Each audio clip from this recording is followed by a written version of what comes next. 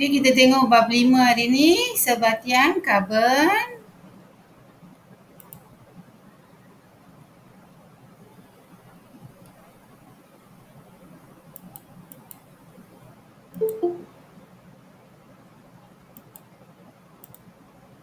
Okey, sebatian karbon maksud dia sebarang sebatian yang ada unsur karbon. Sebarang sebatian yang ada unsur karbon kita panggil sebagai sebatian karbon. Okey, kita kata mengandungi unsur karbon. Itu dia sebatian karbon. Kebanyakan bahan memang mengandungi unsur karbon. Macam makanan kita. Nasi, gula, roti. Ikan, ayam. Semua tu ada sebatian karbon. Okey. Sebatian karbon kita boleh bahagi kepada dua jenis. Okey, sebatian karbon kita boleh bahagi kepada dua jenis, iaitu sebatian karbon organik dan sebatian karbon bukan organik. Kalau kita tengok sebatian karbon organik ini, dia berasal daripada benda-benda hidup. Benda-benda hidup kita kata sebatian karbon organik. Contoh dekat sini dia bagi petroleum, arang kayu, sutera tu daripada ulat ya, jadi benda hidup juga. Tumbuh-tumbuhan, haiwan, semua tu adalah organik ya. Jadi semua benda hidup adalah organik. Okey, sebatian bukan organik pula berasal daripada benda bukan hidup. Benda bukan hidup seperti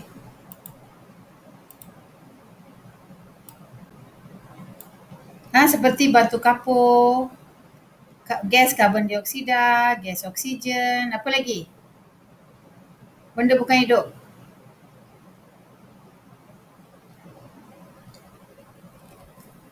Apa lagi?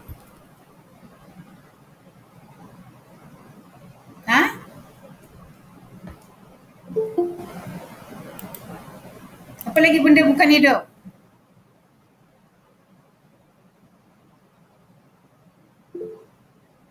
Ada jawapan tu. Besi. Yes, besi. Lagi?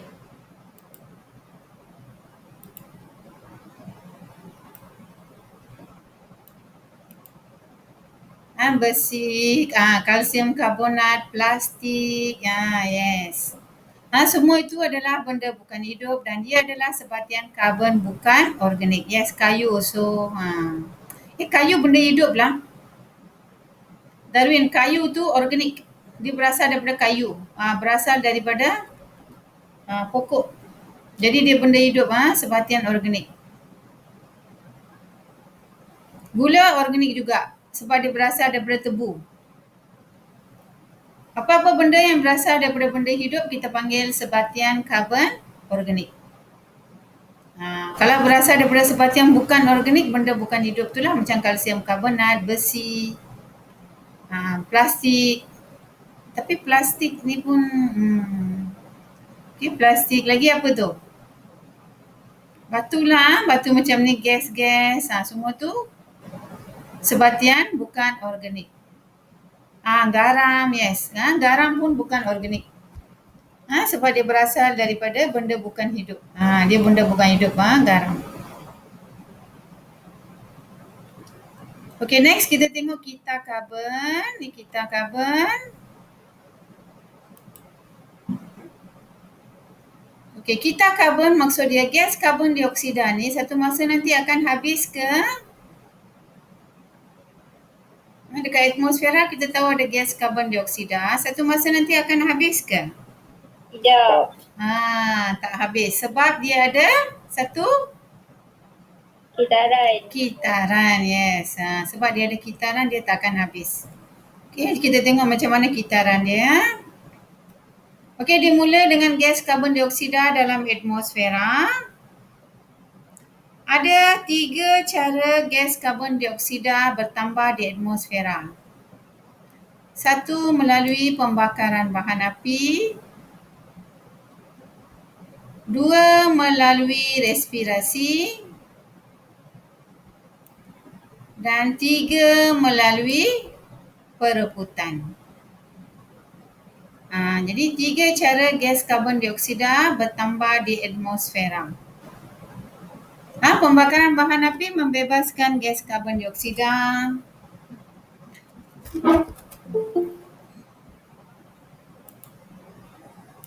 Proses respirasi pun membebaskan gas karbon dioksida. Proses perebutan pun bila benda-benda mati, benda-benda hidup mati, katakan lembu mati, pokok mati, organisma mati ni bila dia reput, dia membebaskan gas karbon dioksida di atmosfera. Jadi ada 3 cara. Kemudian karbon dioksida di atmosfera ini bagaimana digunakan? Hanya satu proses saja yang menggunakan dia, iaitu proses fotosintesis. Yes, hanya proses fotosintesis yang menggunakan gas karbon dioksida. Ini yang kita kata sebagai kita karbon.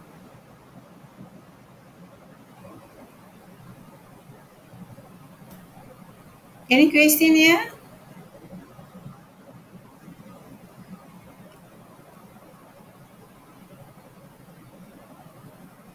Ada apa nak tanya?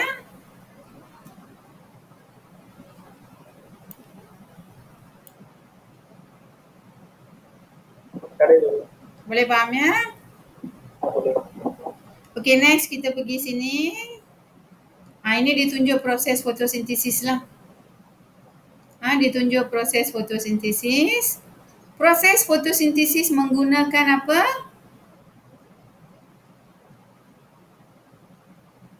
Tenaga cahaya. Tenaga cahaya dan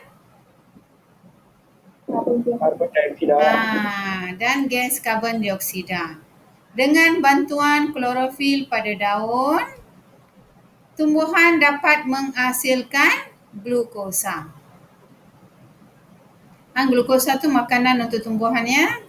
Dan dia membebaskan gas oksigen.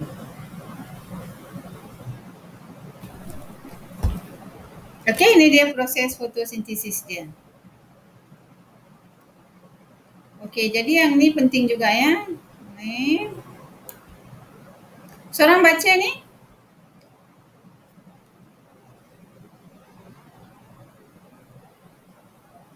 Baca mana ni, teacher? Baca yang ni saya tunjuk ni. Karbon dioksida diserap daripada udara oleh tumbuhan hijau untuk menjalankan proses fotosintesis. Kepentingan proses fotosintesis termasuklah membolehkan tumbuhan hijau membuat makanan sendiri, membekalkan makanan kepada haiwan, menambah kandungan oksigen dalam udara, menyingkirkan karbon dioksida berlebihan daripada udara untuk mengekalkan kandungan karbon dioksida dalam udara. Okey, itu kepentingan dia. Satu, membolehkan tumbuhan hijau membuat makanan sendiri. Membekalkan makanan kepada haiwan. Jadi bila tumbuhan membuat makanan, kita dapat makanan pun daripada proses fotosintesis ni ya. Proses fotosintesis ni menghasilkan makanan, tumbuhan menghasilkan makanan, kemudian haiwan makan tumbuhan, kita makan tumbuhan, kita makan haiwan, kita dapat makanan. Kemudian menambahkan kandungan oksigen di udara, menyingkirkan gas karbon dioksida yang berlebihan. Proses fotosintesis.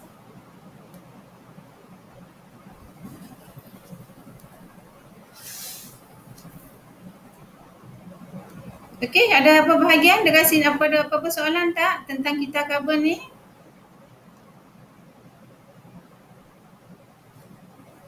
Boleh ya? Okey, kalau boleh cikgu teruskan. Kita pergi tajuk hidrokarbon. Hidrokarbon. Apa maksud dia hidrokarbon? Hidrokarbon maksud dia unsur-unsur yang mengandungi unsur karbon dan hidrogen. Itu dia hidrokarbon. Mana-mana yang tik tu kamu gariskan dalam buku teks kamu. Okey, hidrokarbon terdiri daripada unsur hidrogen dan karbon. Hidro tu maksudnya hidrogen lah kat sini. Karbon tu karbon hidrogen dan karbon.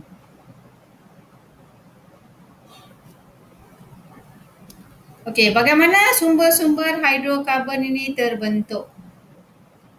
Hidrokarbon dekat sini dia bagi contoh petroleum dan gas asli ya. Petroleum, kamu tahu petroleum? Petroleum tu dihasilkan dalam tanah, ada dalam tanah kan? Daripada bawah tanah, dalam laut, kita keluarkan petroleum. Kemudian kita guna contohnya untuk kereta.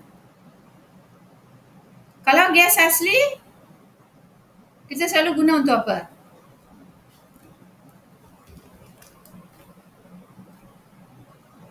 Memasak kan? Yes. Tong gas dekat rumah kita tu adalah gas asli ya. Gas asli ni dia terdapat di atas petroleum. Katakan sini petroleum, tengok dia tunjuk bawah ni petroleum. Atas petroleum tu ada gas asli. Okey, petroleum atas dia gas asli. Kita tengok macam mana petroleum terbentuk. Petroleum terbentuk daripada, kalau kat laut dia terbentuk daripada hidupan laut yang mati. Berjuta-juta tahun yang dahulu. Ikan yang besar-besar ke apa-apa hidupan di laut yang mati. Kemudian dia mati dekat tanah. Kalau kita tengok yang ni, kalau dekat darat, ini fosil haiwan dan fosil tumbuhan. Dia mati dekat tanah, kemudian ditimbus-timbus oleh daun-daun, ditimbus oleh tanah, lama-lama dia akan turun ke bawah. Kemudian di bawah tekanan dan haba yang tinggi, dia akan tukar jadi petroleum.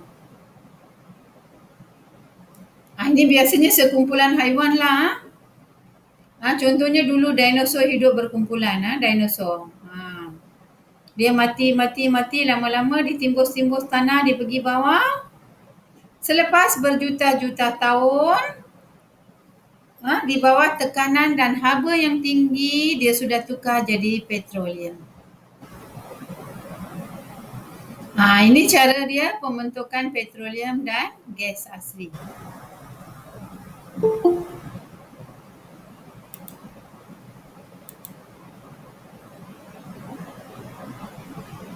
Okey, kemudian pembentukan arang batu.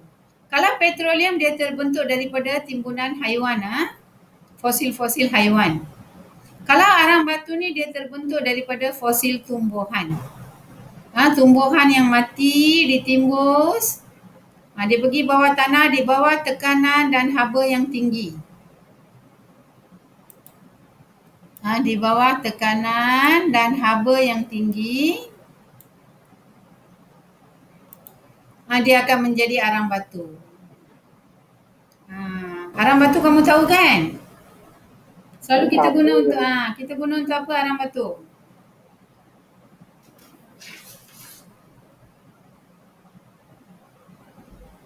Untuk apa selalu arang batu?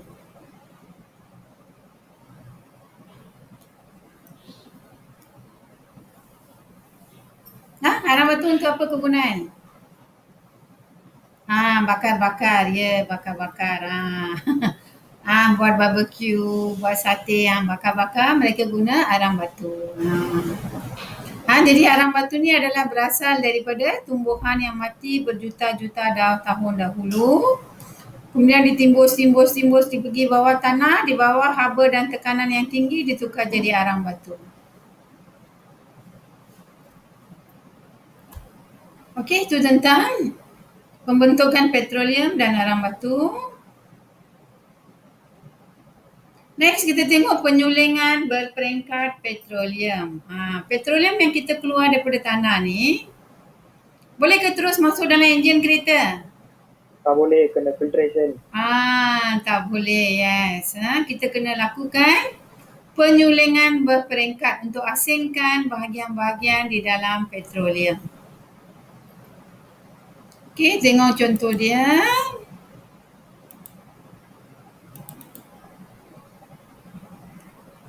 Ini penyulingan berperingkat petroleum ya. Okey, apa dia buat? Dia masukkan petroleum. di dalam satu relau, kemudian dia panaskan. Dia panaskan cecair petroleum tu.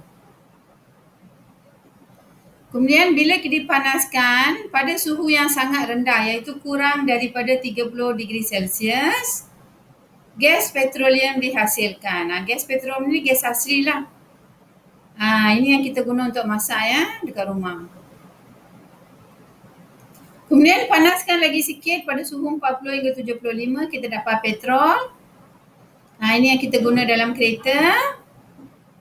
Panaskan lagi sikit, dapat nafta, kerosin, minyak diesel dan juga minyak pelincir.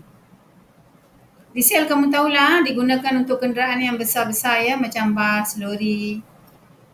Minyak pelincir ni diguna untuk enjin-enjin, mesin untuk pelinciran. Kemudian ada lagi pekat hitam di sini ya. Pekat hitam ini nanti petroleum itu akan dialirkan untuk membuat lilin. Lilin pun kita buat daripada petroleum ya. Kemudian untuk membuat bitumen tar. Ini bitumen tar jalan raya. Jalan raya kita tar tu dibuat daripada bitumen ni. Ini yang kita panggil sebagai penyulingan berperingkat petroleum.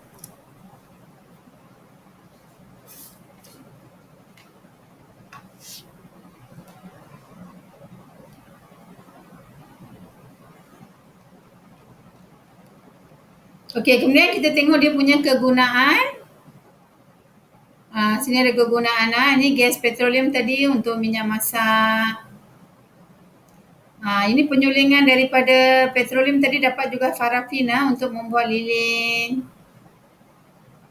Bitumen tadi buat atas jalan raya. Petrol untuk kereta dan motosikal. Minyak pelincir untuk mengurangkan geseran dalam enjin, mesin. Diesel untuk kenderaan-kenderaan besar seperti lori, bas, kereta api guna diesel. Nafta untuk membuat beg plastik dan bahan kimia. Beg-beg plastik. Beg-beg plastik yang selalu kita guna, yang kita pergi supermarket dapat tu. Itu dibuat daripada nafta ya.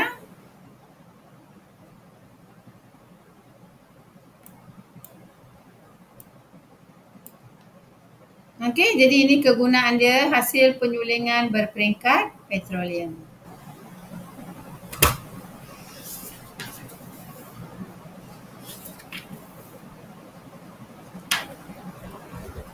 Ada apa-apa nak tanya tak setakat ni?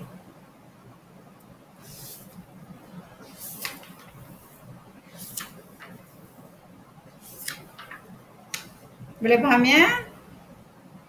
Itu tentang karbon. Okey.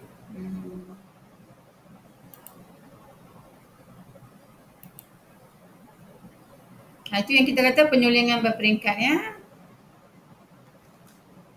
Ini kalau dekat sekolah buat, kamu boleh cubalah.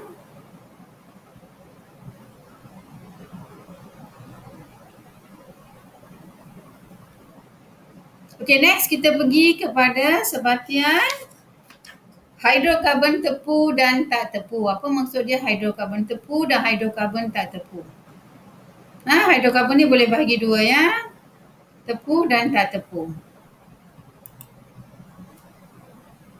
Okey, kalau kita kata tepu, ikatan antara atom ini yang membina hidrokarbon yang macam petroleum semuanya dibina daripada unsur karbon dan hidrogen. Karbon dan hidrogen.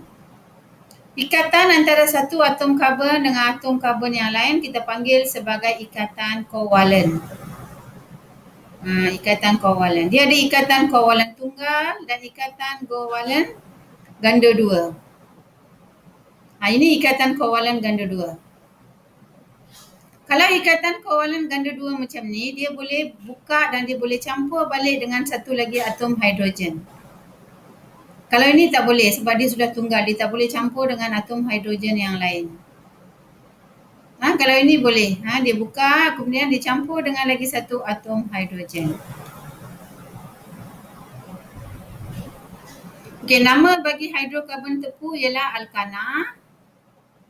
Nama bagi hidrokarbon tak tepu ialah alkena.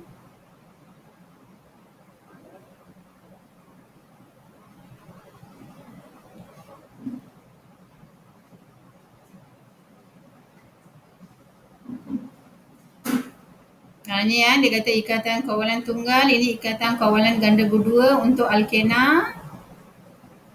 Ni formula dia lah untuk alkena. Formula dia CnH2n tambah 2. Untuk alkena CnH2n formula dia. Ini penting ya, kamu boleh tikkan, ini penting.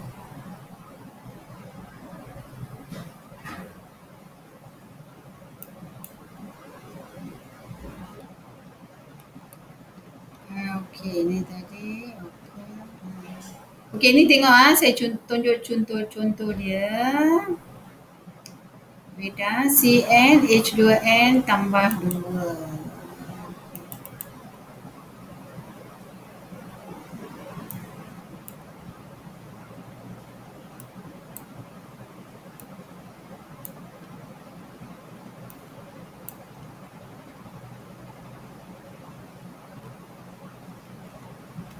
Ni alkohol.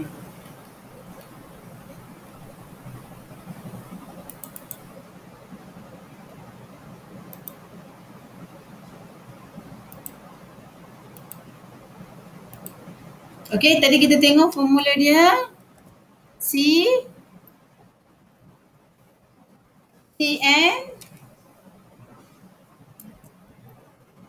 H2n tambah 2.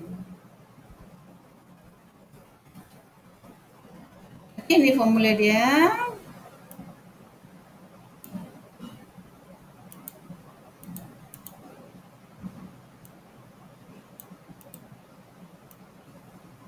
Sekejap ya.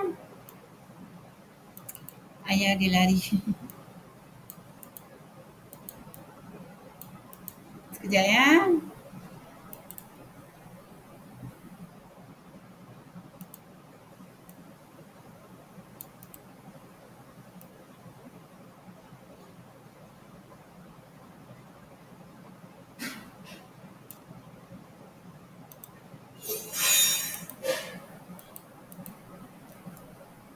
Okey, ni formula dia. CnH2n tambah 1. Okey, sekarang kalau kita tengok, kalau N1 kalau N1, okey, C kecil balik.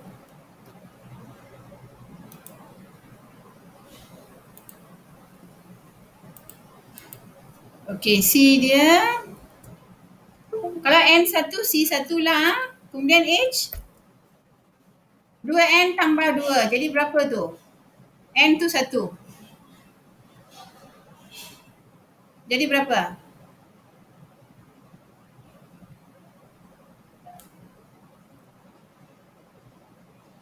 N jadi berapa? 2N tambah 2 jadi berapa tu? H. C1 H berapa? Kalau N1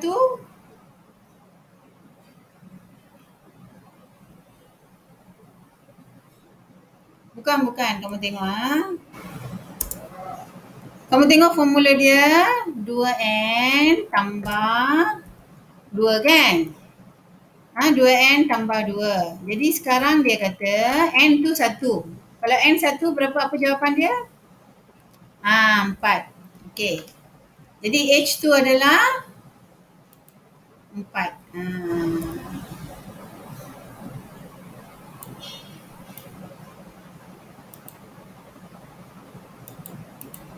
H 4. Jadi ini formula dia kalau N tu 1. C H 4. C H 4 kalau N dia 1.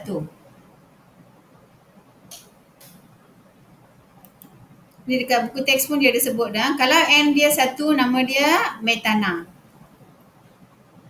Jadi metana dia punya formula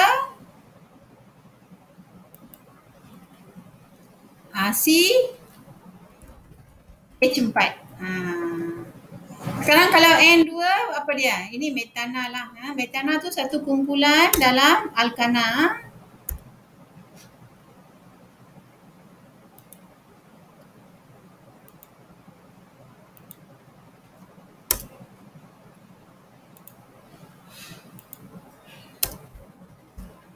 Saya kecil balik.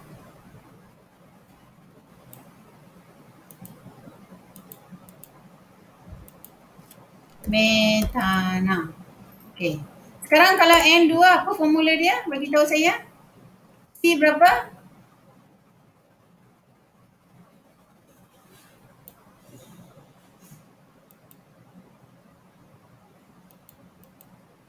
C berapa?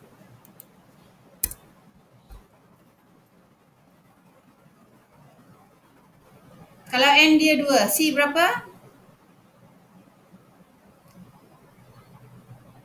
Kalau N2, C itu berapa? C? N tu 2. C pun 2 ke? C pun 2 lah. C 2. H berapa?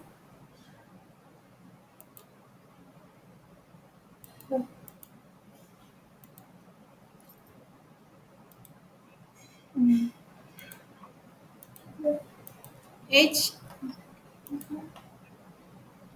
6. 6 teacher. 6. Sekejap ya.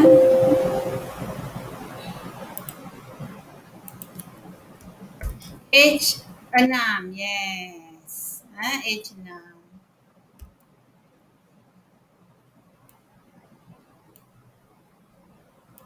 Dua tu, N tu kan ni. 2 kan. So 2 darab 2 tambah 2. Guna formula ni 2N tambah 2.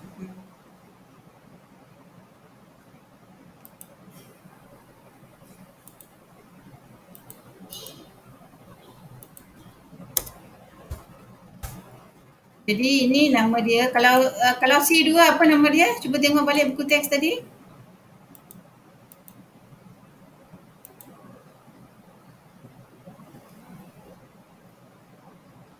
C2 H6. Apa nama dia? Etanol. Etanol. Yes.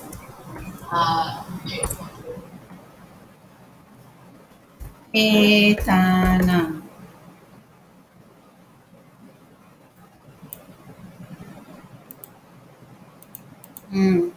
Okay, tu kalau dia bagi N lah. Kalau dia bagi N, tu cara kira dia lah.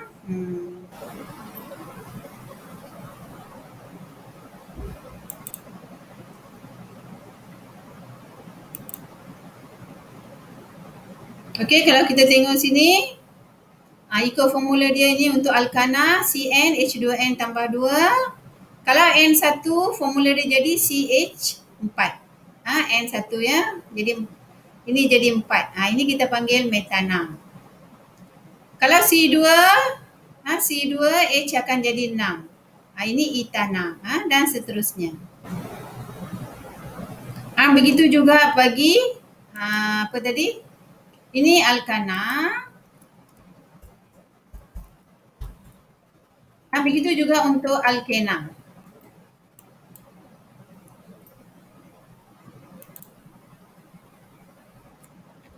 Begitu juga untuk alkena.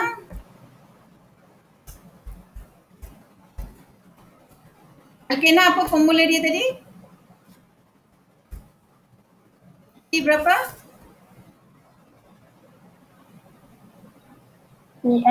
CN H2N. Yes. Ini alkena. Jadi kalau N1 C1 H berapa? H2. H2. Ini adalah ikut nama dia dalam jadual tu apa? Dia tak ada nama untuk tu alkena. Okey, kita mula dengan C2 lah.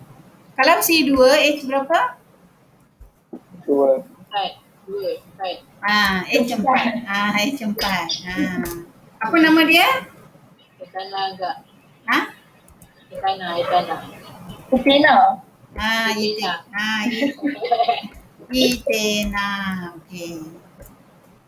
Kalau CH3 HC3 H berapa? 6. H6. Yes. 2 kali 3 kan? 2 kali 3 6. Ini nama dia apa? Propena.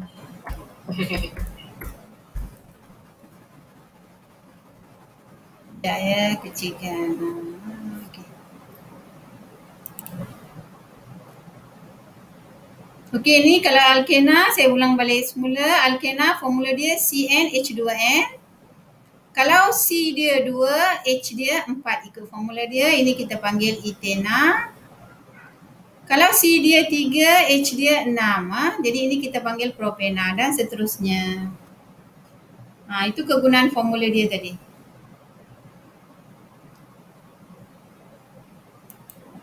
Itu yang dimaksudkan dengan formula ni ya. Maksudnya kita kena hafal lah jadual tu. Formula tu kamu ingatkan. Jadual tu pun lebih kurang kamu kena tahulah. Sebenarnya ini dulu dalam sains tak ada. Ini silibus untuk kimia. Sekarang dalam silibus baru dia pergi masuk dalam sains pula. N tu boleh jadi 1, 2, 3. Ini maksud dia. Ini ikatan kawalan tunggal. Ini struktur ni kamu kena ingat lah. Ini untuk alkana. Kalau ada ikatan kawalan ganda 2, ini untuk alkena. Ini kena ingat lah. Gambar ni penting. Dua-dua gambar ni. Alkana adalah hidrokarbon tepu. Itu pun kena ingat juga. Alkena hidrokarbon tidak tepu. Tak tepu maksud dia lagi satu atom hidrogen boleh masuk. Sebab dia ada ganda 2, dia boleh buka dan lagi satu atom hidrogen boleh masuk. Itu sebab kita kata dia tak tepu.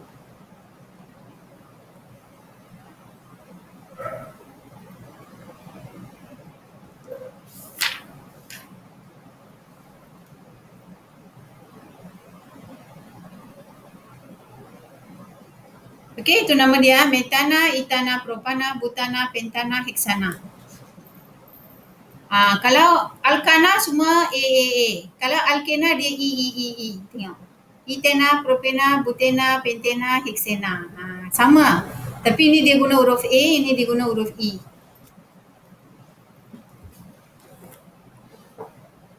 Ini sebenarnya nombor 1, 2, 3 dalam bahasa Itali ya.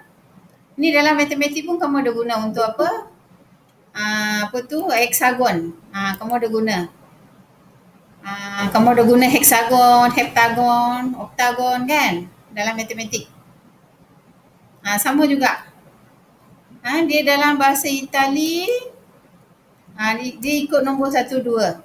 Kalau nombor 1, apa tadi? Metana. Nombor 2 dia etana. Nombor 3 dia propana.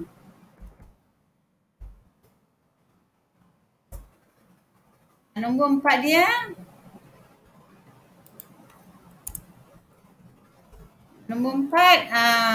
tetra. Nombor 5 penta. Nombor 6 heksa.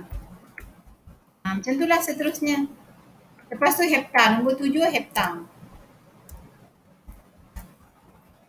8 okta. 9 nona. 10 deka. Butana tu teacher?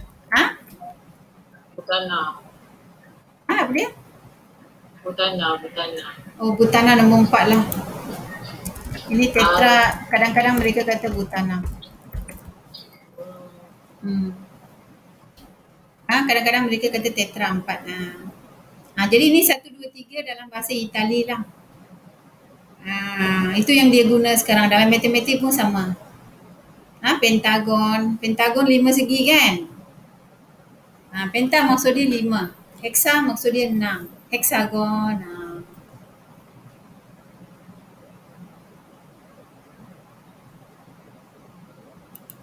Tu maksud dia lah ni. Tu kamu kena tahulah, kena ingatlah. Saya ulang lagi sekali. Hidrokarbon kita dah tengok. Apa maksud dia hidrokarbon?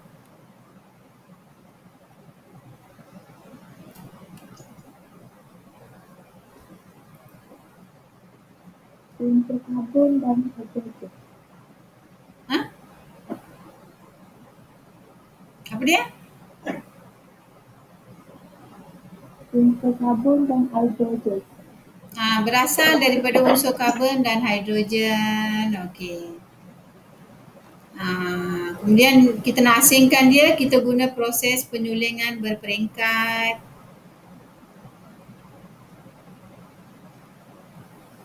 Kemudian dia boleh dibahagi kepada dua. Hidrokarbon ni boleh bahagi dua, hidrokarbon tepu dan tak tepu.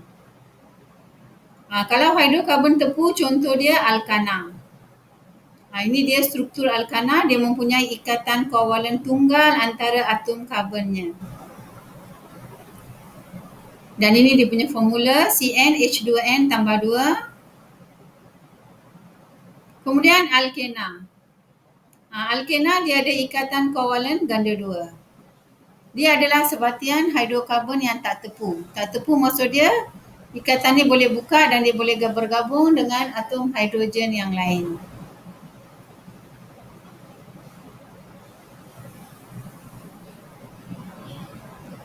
Okey?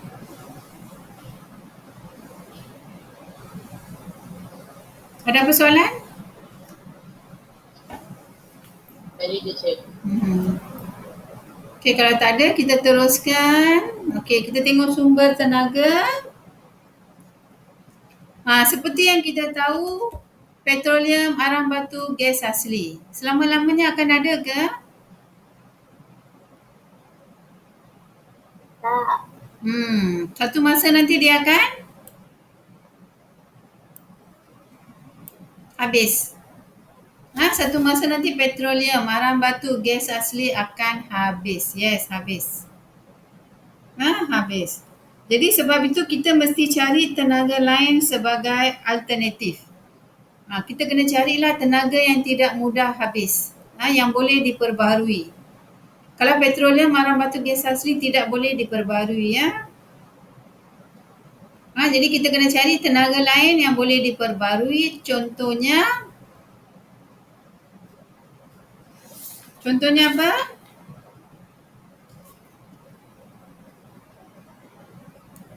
Angin, Tenaga angin, hidro, air steam, solar, geothermal, air pasang surut dan gelombang pompa. Okey, tenaga solar daripada mana, ya? Matahari, ya. Tenaga solar matahari. Tenaga angin kamu tahu. Hidro tu apa maksud hidro? Air, yes, Google betul. Dibuat daripada air, ya. Tenaga hidro tu air. Biogesim? Dari mana dapat biogesim? Daripada haiwan punya tu kan? Sisa-sisa haiwan dan tumbuhan. Yes, leftover. Correct, leftover. Sisa-sisa haiwan dan tumbuhan. Macam katakanlah kita makan pisang. Kulit pisang tu jangan buang, boleh digunakan sebagai biogesim. Kita makan apple, kulit dia kita boleh guna sebagai biogesim. Dia ada cara dia lah, dia kena peram lama-lama dan dia jadi biogesim, dan biogesim ni kita boleh guna sebagai ganti petrol. Ganti petrol di dalam kereta, sebagai petrol. Tapi sekarang kita belum gunakan secara meluas lah dalam kajian lagi. Geothermal ni daripada bawah tanah. Kalau kita tengok bawah tanah, tengah-tengah bumi tu sangat panas, ya. Kadang-kadang mereka guna tu untuk pemanasan. Ini saya rasa form 4 pun kamu ada belajar kan geothermal. Ada tak? Dia guna haba daripada bawah bumi, ada kan? Haba daripada bawah bumi untuk panaskan nasi ke, nak panaskan air ke. Tapi belum digunakan secara meluas. Kemudian air pasang surut, gelombang, ombak, ni semua. Ini semua tenaga yang boleh diperbaharui. Kita kat Malaysia setakat ni kita guna tenaga hidro lah. Kita guna tenaga hidro untuk menjana tenaga elektrik. Solar kita ada guna juga. Ada orang pasang solar dekat atas kan. Atas rumah untuk panaskan air ada juga. Atas bumbung dipasang. Itu boleh guna untuk panaskan air. Itu beberapa lah yang dalam kajian. Angin pun ada juga kat Malaysia.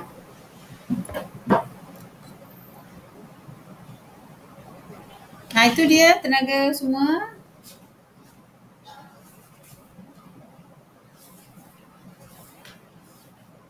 Ada persoalan setakat ni?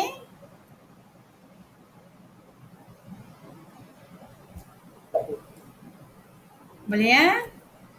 Okey, kalau boleh kita teruskan pergi kepada alkohol. Okey, alkohol. Saya bagi take 2 sekejap ya.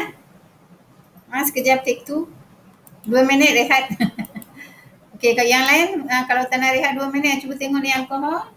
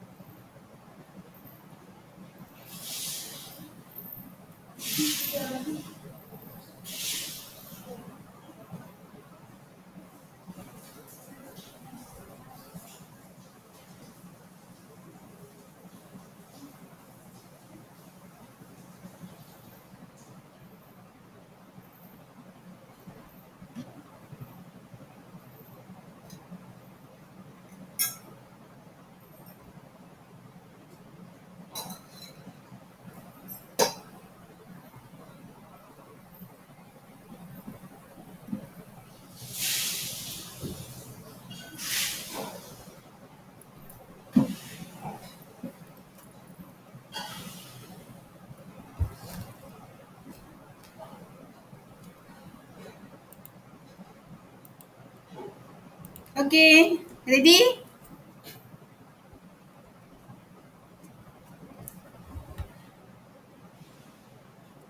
Ready tak? Okey, kita tengok pula tentang alkohol ya. Alkohol kamu tahu kan alkohol?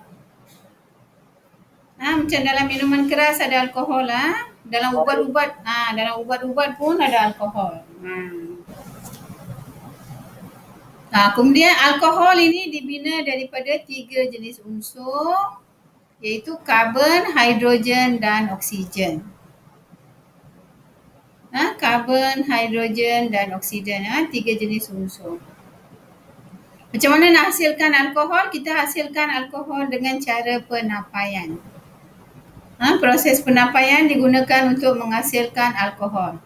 Kita boleh tapai bahan-bahan seperti, kita boleh buat proses penapaian ke atas bahan-bahan karbohidrat ya. Bahan-bahan karbohidrat yang ada glukosa. Glukosa atau kanji. Contoh dia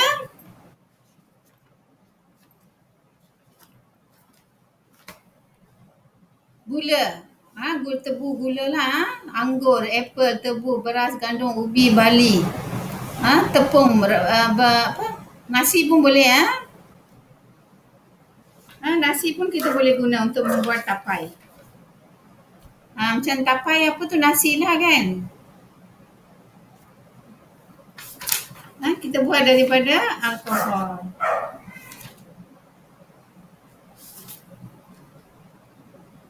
Okey, cara menyediakan alkohol, proses dia kita panggil sebagai proses penapaian. Proses penapaian di mana kita menggunakan glukosa.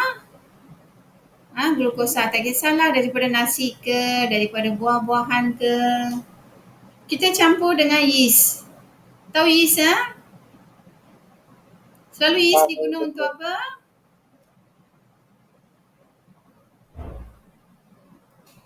Selalu yeast diguna untuk apa? Roti.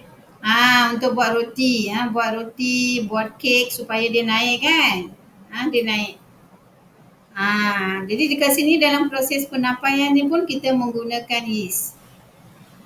Yeast ini menghasilkan sejenis enzim yang kita panggil sebagai enzim Zymes. Enzim Zimis ini akan menukarkan glukosa kepada etanol dan gas karbon dioksida. Yang menyebabkan roti tu naik gas karbon dioksida ni lah. Roti tu jadi gebu naik sebab gas karbon dioksida ni. Etanol adalah sejenis alkohol ya. Itu dia proses penapaian untuk menghasilkan etanol. Kalau mereka nak buat minuman wine seperti wine, minuman-minuman keras, mereka dah ambil glukosa daripada mana? Grapes. Yes, from the grapes. Buah anggur. Wine. Buah anggur. Dia ambil buah anggur tu, ambil jus dia, campur dengan yeast. Dan dibiar lama-lama lah. Lagi lama disimpan tu wine, lagi mahal lah. Lagi 10 tahun disimpan, lagi mahal. Kalau kita minum untuk kesihatan, tak apa. Jangan minum berlebihan, tu bahaya. Kadang-kadang kalau orang sakit, orang bersalin untuk panaskan badan dia, dia boleh minum sikit sebagai ubat. Okey, ini proses menghasilkan. Kali ni yang kalau kamu nak cuba dekat mama lah, tengok buka sekolah nanti cikgu kamu buat tak. Okey, apa dibuat dekat sini? Larutan gula tu dia campur dengan yeast. Gula dicampur dengan yeast. Okey. Kemudian dia panaskan pada suhu berapa ni? Untuk dapatkan etanol. Oh, no. Ini belum lagi panaskan. Okey, sifat-sifat alkohol kita belum tengok ya. Kejap, kita tengok sifat-sifat alkohol. Ini sifat-sifat alkohol ya. Ini penapaian yeast tadi. Penapaian glukosa. Okey, sini ada gas karbon dioksida. Kita selalu menggunakan air kapur untuk menguji kehadiran gas karbon dioksida. Kalau ada gas karbon dioksida, air kapur menjadi keruh. Okey, kalau ada gas karbon dioksida, air kapur menjadi keruh. Okey, kita tengok ciri-ciri alkohol. Ciri-ciri alkohol, dia warna dia jernih dia tak ada warna, jernih. Kemudian kalau kita tengok bau dia berbau tajam jangan pergi hidu-hidu, nanti pengsan nanti dekat sekolah nanti. Kemudian dia mudah meruap. Mudah meruap maksud dia daripada cecair tu dia mudah jadi gas. Kemudian alkohol ini adalah neutral. Berbau tajam macam mana? Macam kamu tak boleh hidu lah. Sekejap kamu hidu, kamu tutup mulut macam tu. Tutup hidung. Tajam bau dia. Kalau lama-lama hidu memang pengsan lah. Untuk pengsankan macam apa-apa pun dalam eksperimen, katakan kita nak buat eksperimen guna katak, kita nak pengsankan katak, memang kita guna alkohol lah.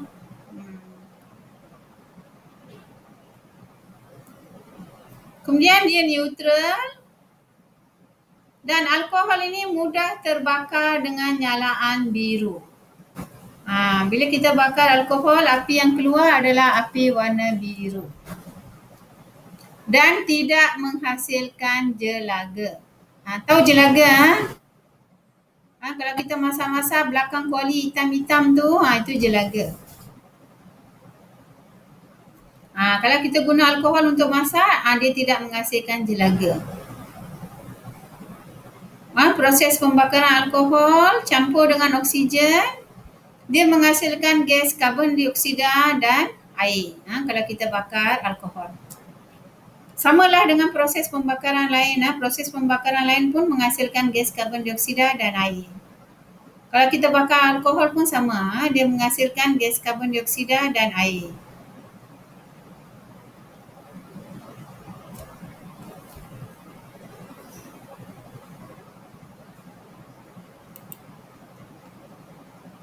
Okey, ini eksperimen dia. Dia guna air kapur. Okey, ini larutan yeast dan gula. Dibiarkanlah.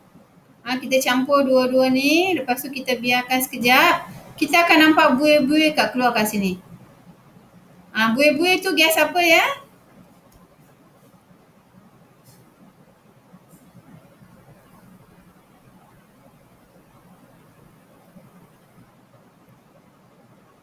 Buih-buih yang keluar tu sebenarnya gas apa?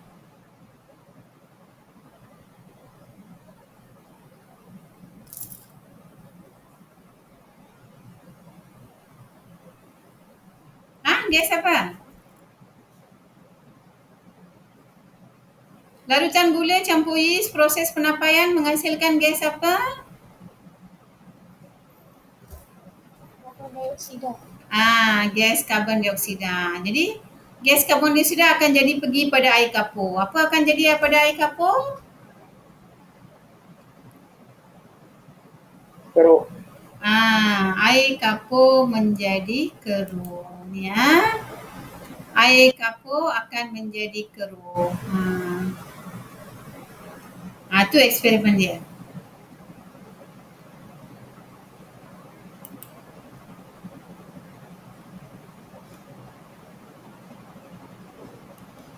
Lepas kita lakukan proses ini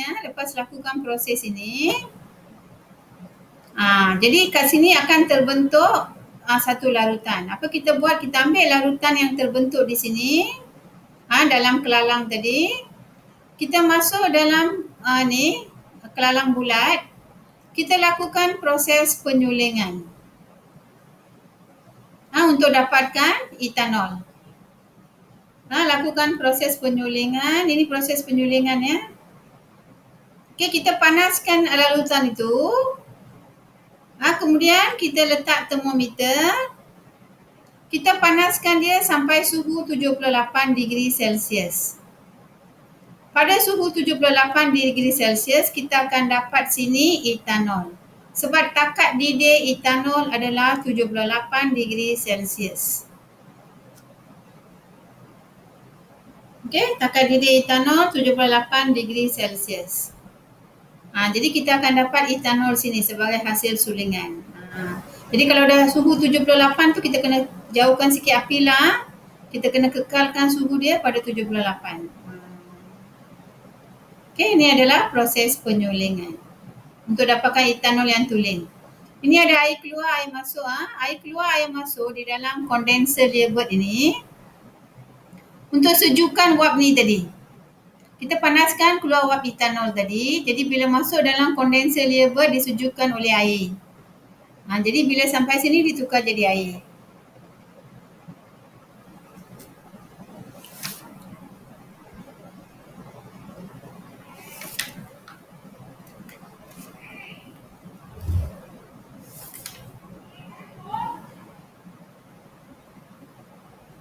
Okey.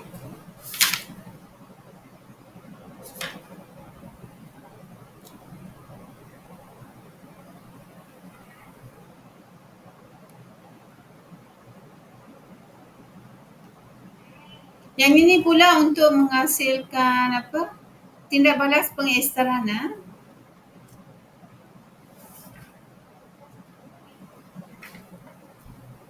Tindak balas pengesteran ini untuk menghasilkan minyak wangi. Cara membuat minyak wangi. Minyak wangi ni sebenarnya kita buat daripada alkohol ya. Okey, apa dia buat tadi? Tadi kita dah sudah dapat etanol daripada proses penyulingan tadi. Mana proses penyulingan tadi? Proses penyulingan tadi kita dapat etanol.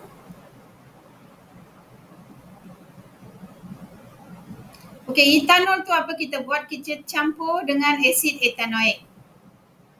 Kemudian campur dengan beberapa titis asid sulfurik. Panaskan dia. Panaskan dia kemudian campur dengan air.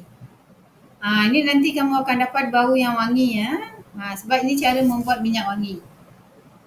Kalau nak kan wangi tu ada macam-macam bau kan. Itu dia akan campur perisa lain lah. Tapi ini cara membuat minyak wangi tu. Ester tu maksud dia minyak wangi ya. Ini tindak balas pengesteran.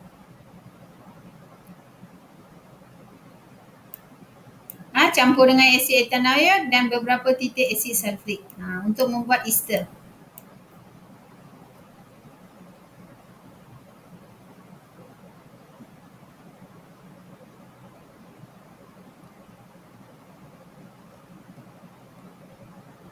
Kita tengok kegunaan alkohol di sini. Alkohol boleh digunakan sebagai bahan api ya, untuk masak, untuk kenderaan bermotor. Tapi kat Malaysia kita belum guna lagi lah alkohol tu secara meluas ya. Boleh guna sebagai bahan api sebab dia terbakar dengan warna api warna biru, kemudian tak ada jelaga, tanpa jelaga. Kemudian alkohol boleh digunakan dalam perubatan sebagai antiseptik. Macam kalau kamu lepas injection nurse letak kapas yang ada etanol. Dia letak dekat tempat injection tu. Itu sebenarnya etanol untuk bunuh kuman lah, antiseptik tu bunuh kuman. Kalau ada luka-luka pun kadang-kadang antiseptik digunakan. Alkohol digunakan sebagai antiseptik untuk bunuh kuman. Disinfektan ini untuk mencuci lantai. Macam Clorox. Cuci lantai. Jadi dia bunuh kuman dekat lantai, dekat tandas. Itu disinfektan. Tulislah atas tu ya maksud dia. Guna pensel tuliskan. Apa tu antiseptik? Apa itu disinfektan?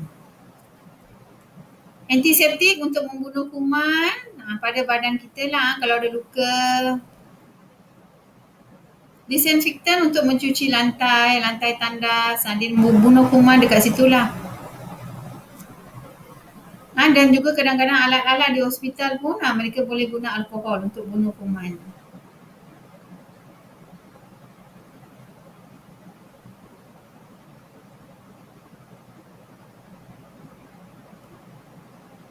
Kemudian untuk membuat kosmetik. Banyak kosmetik yang dibuat daripada alkohol minyak wangi, lotion, gincu, bedak, banyak lagi. Gincu bibir tu, lipstick tu sebenarnya memang dibuat daripada alkohol.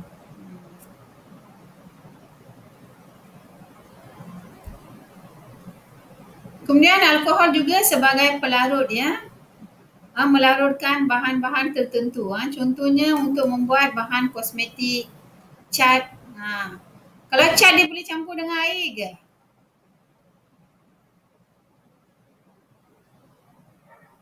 Cat boleh campur dengan air?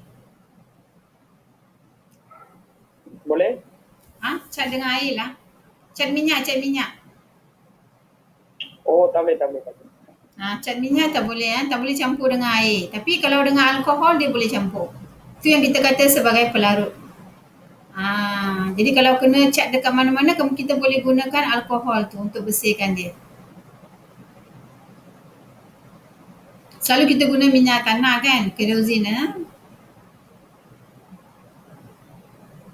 Ni semualah ni lipstick, ada warna-warna ni cat. Ni semua dibuat daripada alkohol.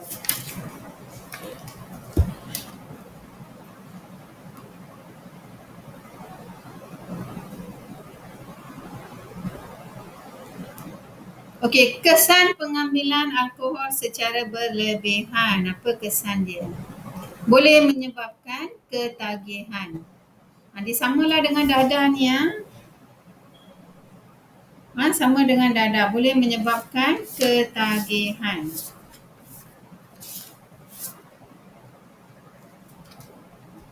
Ketagihan maksudnya sekali ambil nak minum-minum lagi. Kita tahu benda tu tak elok. Jangan ambil lah kan, dan jangan cuba. Okey, ini beberapa kesan dia. Cikgu ada gambar sini.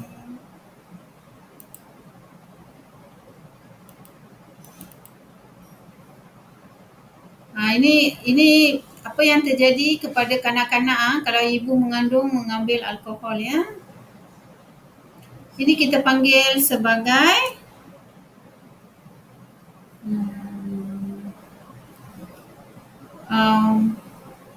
bayi yang pertumbuhan dia terbantutlah.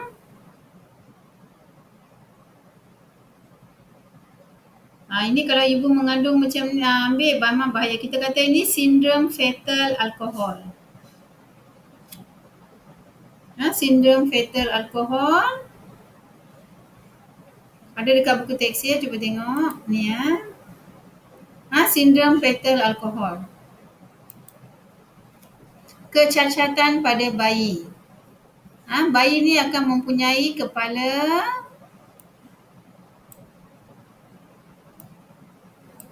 dan otak yang kecil. Muka dia pun tidak normal dan pertumbuhan dia terbantut. Dia tak boleh jadi besar macam orang lain lah.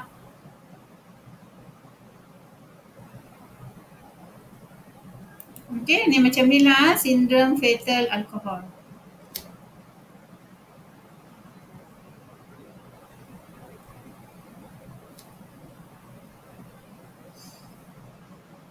Kemudian hati, tengok apa jadi pada hati. Orang yang minum alkohol banyak ni dia boleh kena penyakit yang dipanggil sebagai sirosis hati. Ini hati yang normal. Ini sirosis hati. Hati itu dah rosak. Apa fungsi hati dalam badan kita untuk apa? Salah satu fungsi hati untuk apa?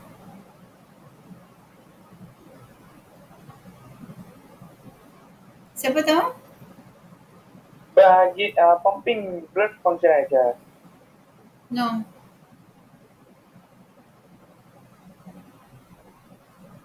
Pengedaran darah jantung lah.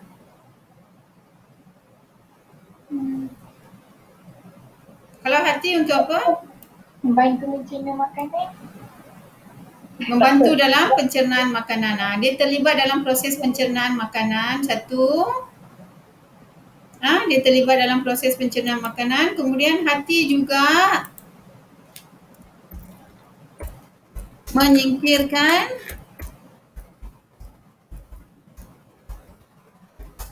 bahan-bahan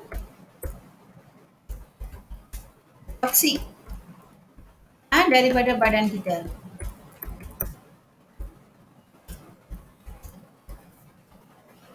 Bahan-bahan toksik maksudnya bahan-bahan racun lah, beracun. Itu fungsi hati. Menyingkirkan bahan-bahan toksik daripada badan kita.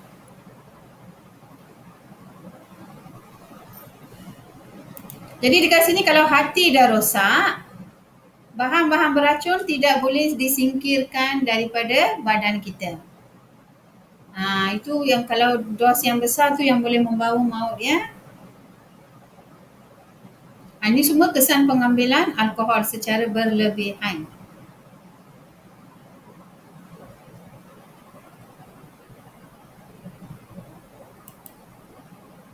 Okey, kita tengok kesan pada otak pula.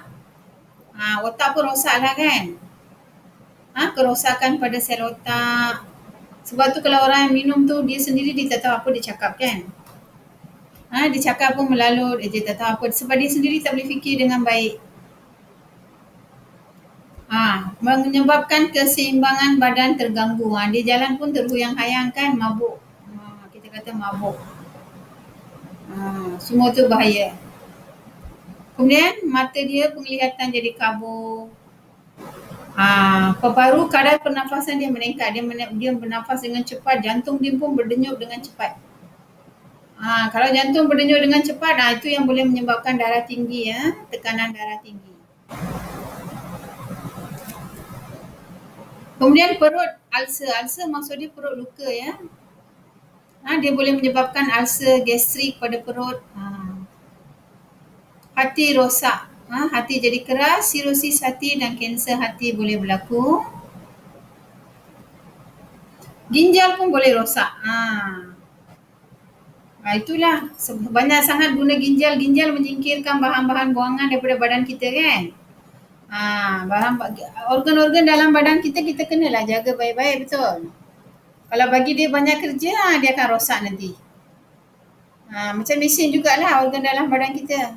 Mesin tu kalau selalu kita guna banyak sangat, lama-lama dia rosak. Macam tu juga organ-organ dalam badan kita. Macam ginjal ni, ialah dia menyingkirkan bahan buangan dalam badan. Tapi jangan bagi dia kerja banyak sangat lah kan. Kesian dia, nanti dia rosak. Kerosakan ginjal akibat terlalu aktif menyingkirkan bahan buangan dalam badan. Kemudian orang yang minum ni juga akan kerap membuang air kencing.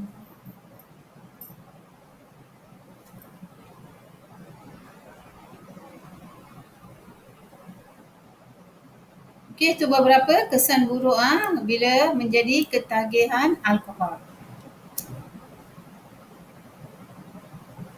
Any question?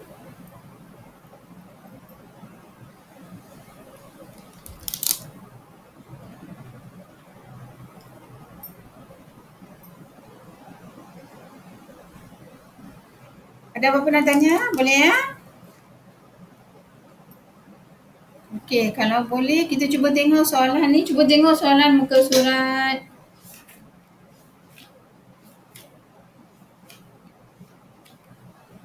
Muka surat berapa tu?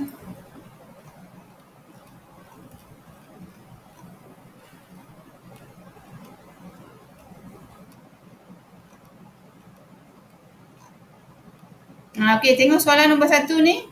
Cuba tengok.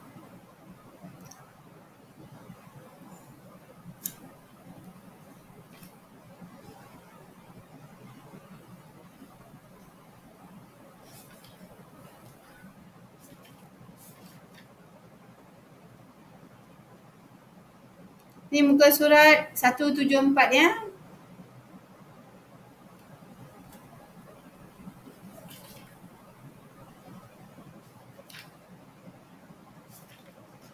Cuba tengok soalan dia tu. Cuba cari jawapan dia sekejap.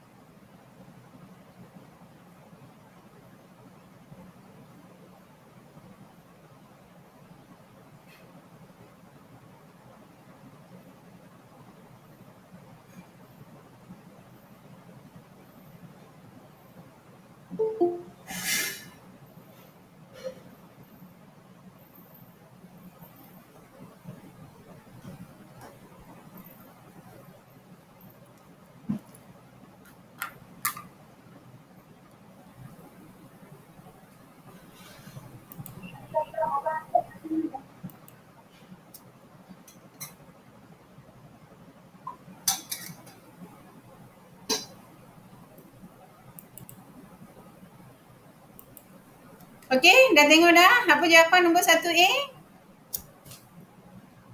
Yes, proses penapaian. B, apakah jenis sebatian karbon yang disediakan?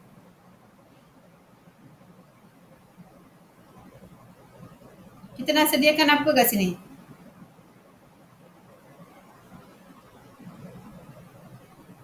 No, not carbon dioksida. Dalam proses ni sebenarnya kita nak menyediakan apa? Nak buat apa?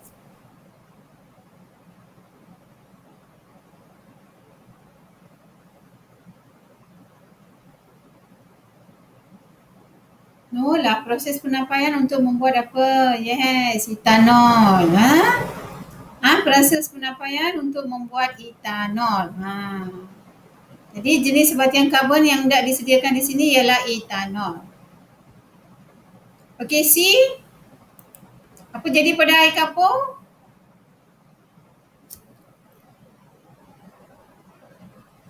Air kapur menjadi keruh. Air kapur menjadi keruh. Yes. Okey, apa inference? Inference maksudnya kesimpulan dia?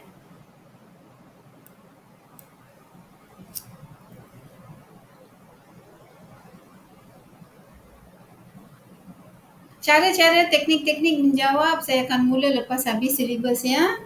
Kita habiskan silibus dulu, lepas tu saya akan masuk kepada teknik-teknik menjawab dan soalan-soalannya. Apa inference untuk soalan ni? Siapa boleh typekan?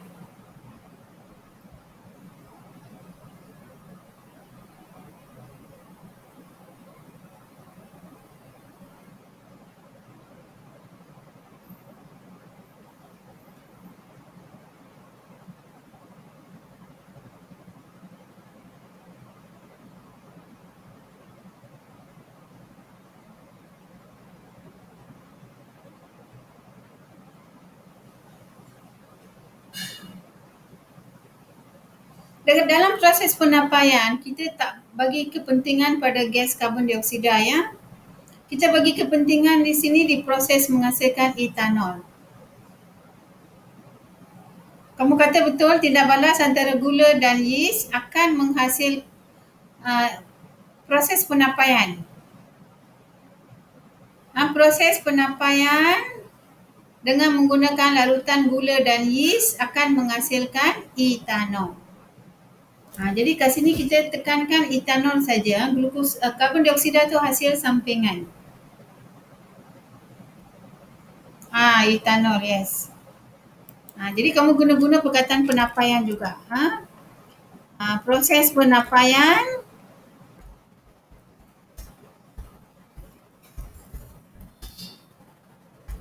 dengan menggunakan larutan gula dan yeast dapat menghasilkan etanol. Beri penekanan pada etanol sebab proses ni kita buat eksperimen ni untuk etanol. Bukan gas karbon dioksida. Gas karbon dioksida tu hasil sampingan saja.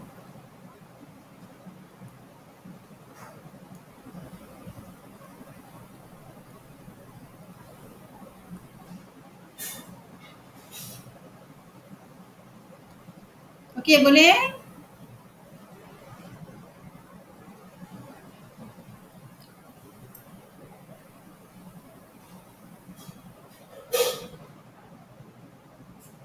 Apa maksud tu? Tu inference. Ni inference lah ni.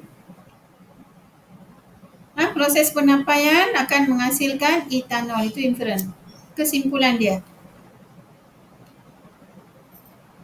Okey, Nabila.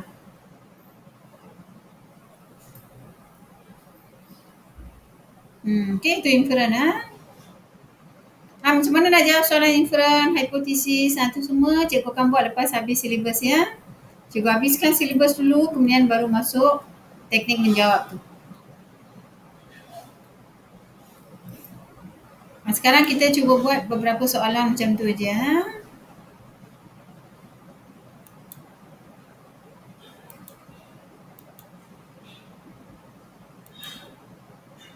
Okey, kemudian ada lagi soalan ni.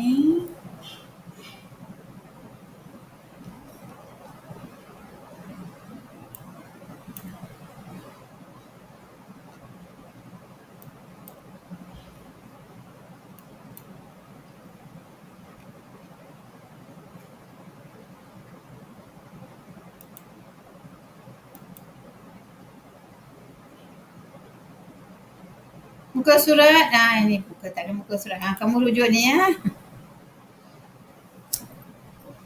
Penghasilan dan penulinan etanol.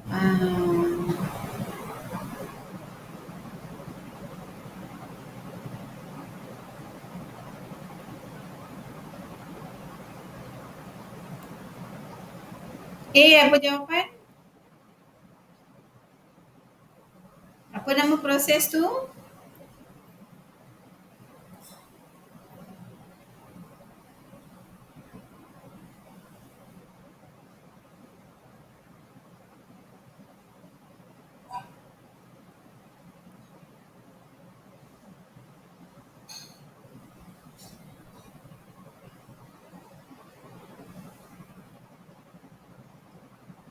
Apa nama proses tu? Jawapan A. Cuba seorang jawab. Yes, proses penapaian. Penapaian lah. Mana datang penyulingan? Proses penapaian. Kamu tengok gambar aja. Sini ada glukosa, dais. Air kapur menjadi keruh. Ini adalah proses penapaian. Okey, soalan B. Apa jawapan?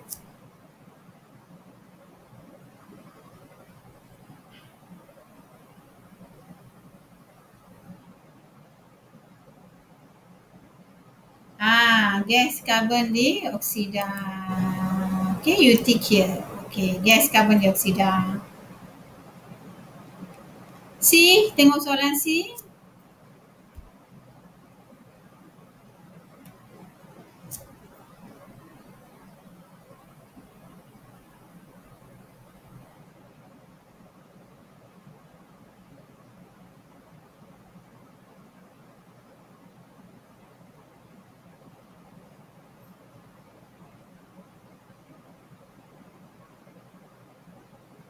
Proses penyulingan ya. Okey, sekarang tengok soalan ni apa jawapan dia. Sini ada P, sini ada Q. Air masuk mana, keluar mana? Condenser leading.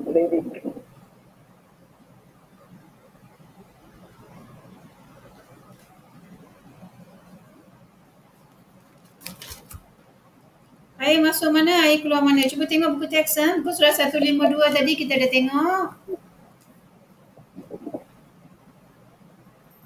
Air masuk Q, air keluar P.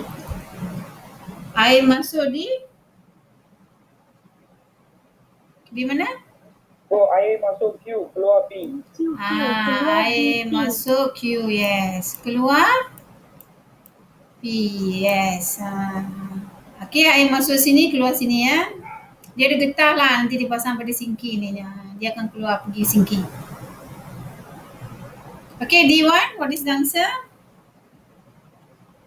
Ethanol, sir. Yes, ethanol, correct. Ethanol. D1 tu ethanol. D2?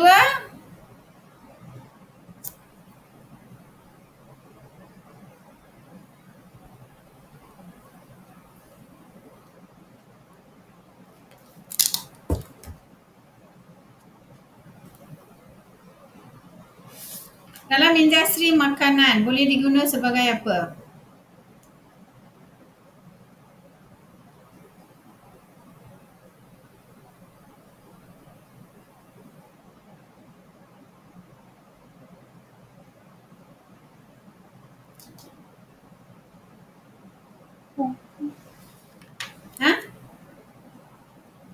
Dalam industri makanan boleh diguna sebagai apa?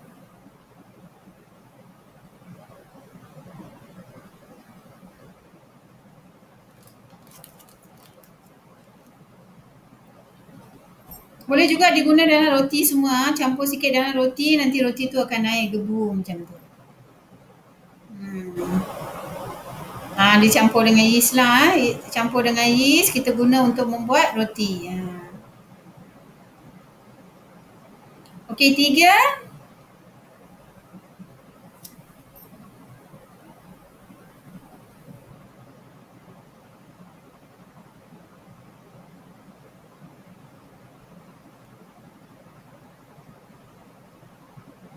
Keseimbangan badan terganggu.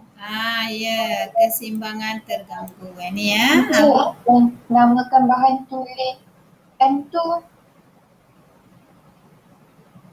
dengan larutan gula dan yeast Bahan M tu etanol lah. Oh, Etanol, tengok ni bahan M. Yang terhasil ni adalah etanol. Suhu berapa tadi saya kata etanol terhasil? Suhu berapa? 78. Yes. 78 dia terhasil.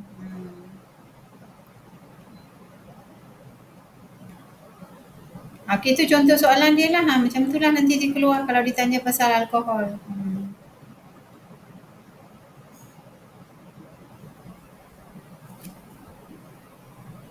Ada apa-apa nak tanya tak sini?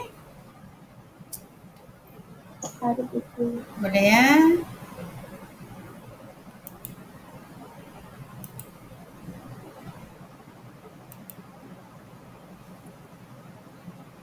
Okey, kalau tak ada, kamu keluarkan kamu punya buku latihan.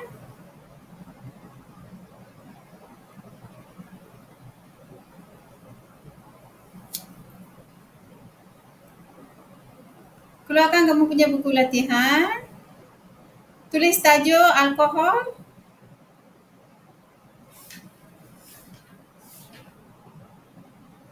Bab 5 alkohol. Cuba tuliskan.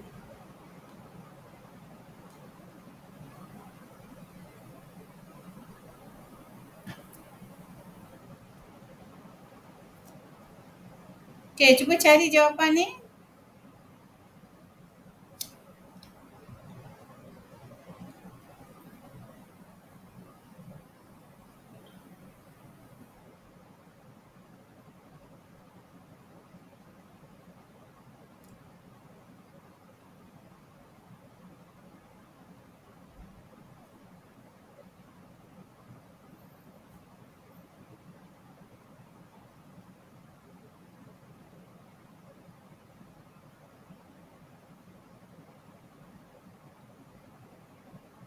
Tulis dalam buku latihan. Lepas tu cuba soalan ni.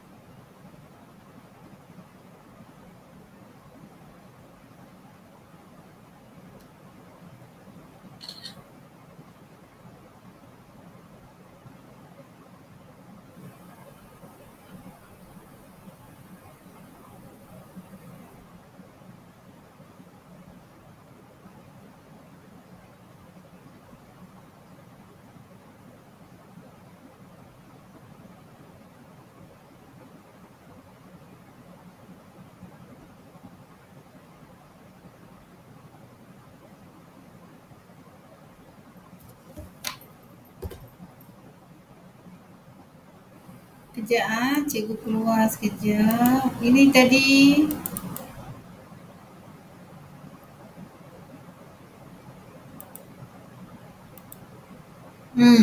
macam mana alkohol digunakan sebagai makanan ya. Dia digunakan sebagai minuman keras. Kemudian alkohol juga digunakan dalam makanan-makanan pengawet ya. Untuk menarik dan memberi rasa makanan. Contohnya kadang-kadang dalam kek coklat pun mereka ada letak alkohol sedikit.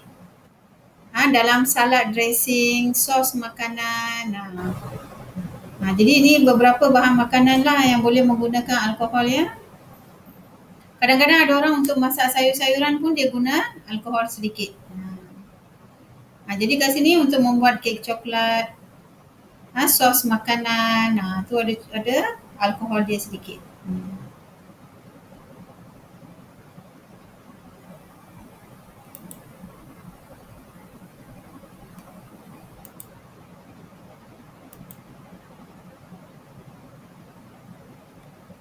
Okey, cuba cari jawapan ni.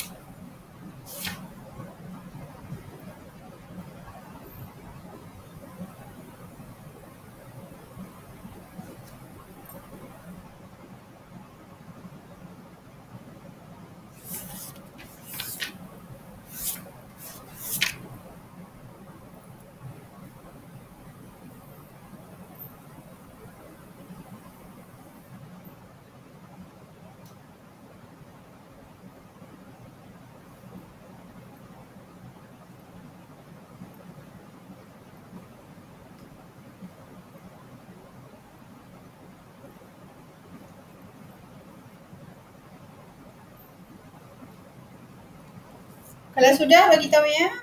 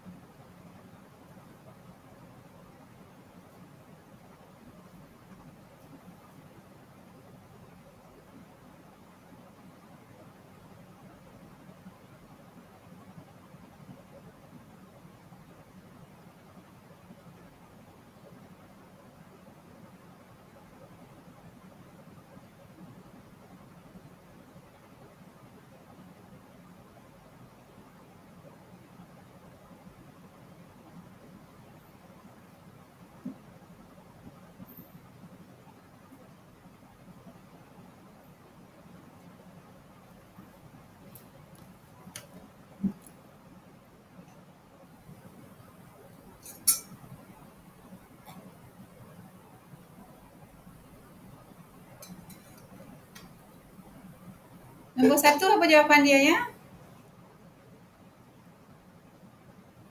Karbon, hidrogen dan oksigen. Karbon, hidrogen, oksigen. Yes. Tulis jawapan dia dekat bahagian mesej tu. Tulis soalan nombor 1. Tulis jawapan dia.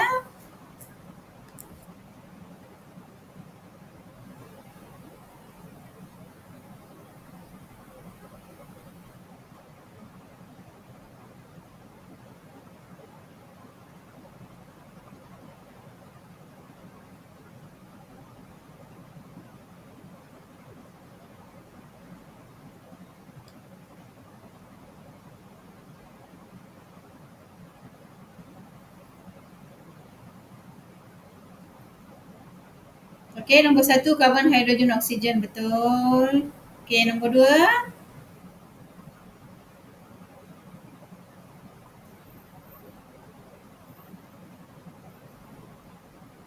Nombor 4 saya sudah bagi jawapan situ. Okey, tulislah nombor soalan. Nombor 2, tulis nombor soalan Kisha.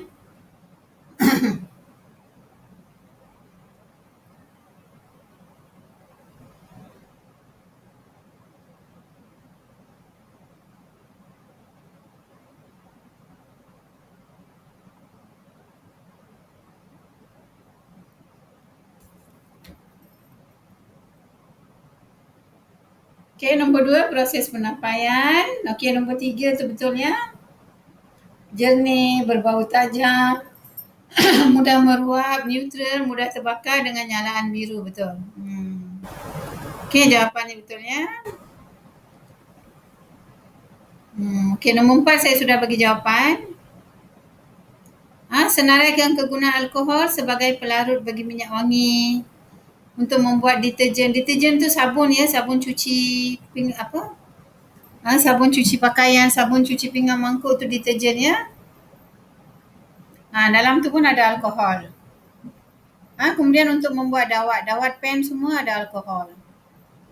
Warnis kuku pun ada alkohol.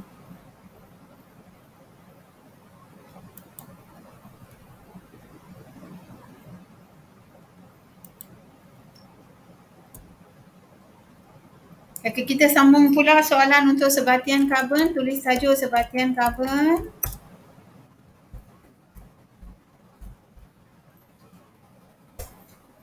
Soalan nombor 1.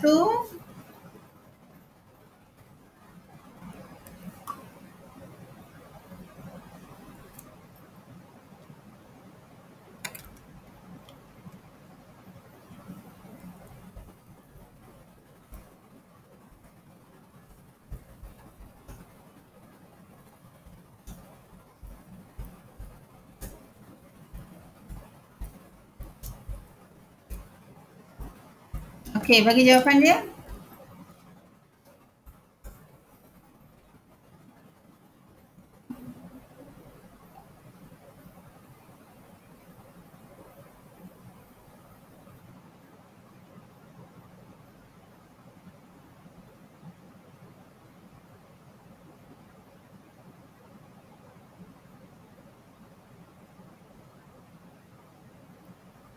Siapa sudah bagi jawapan dekat bahagian mesej ya?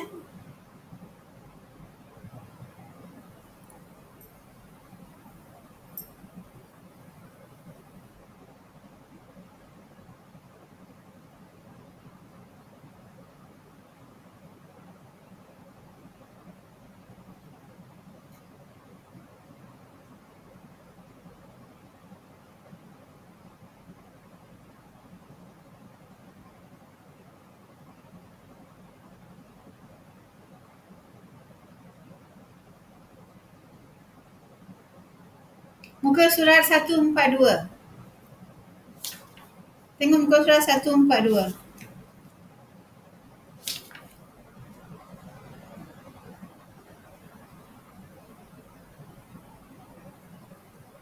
Yang alkena tu hidrokarbon kan? Alkena tu hidrokarbon. Sekarang kita tengok karbon. Okey, betul. Organik dan bukan organik ya jawapan dia. Dua jenis sebatian karbon, organik dan bukan organik. Alkena tu ingat dah, itu hidrokarbon ya.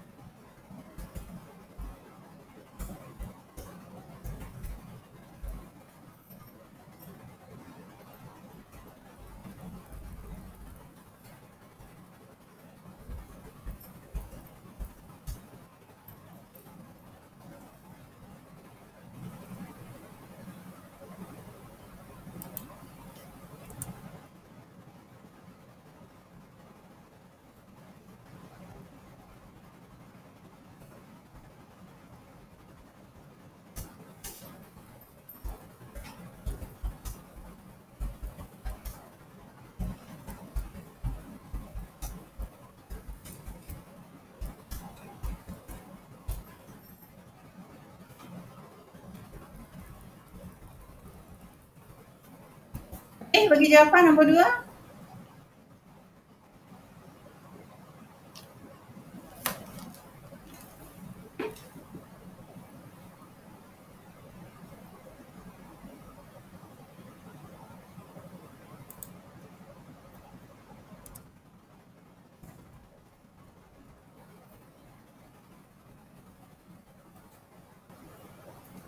Yes, benda hidup dan benda bukan hidup. Okey, sebatian organik berasal dari benda hidup. Manakala sebatian bukan organik berasal dari benda bukan hidup. Ni selalu pergi tukar bahasa Inggeris. Okey, soalan nombor 3.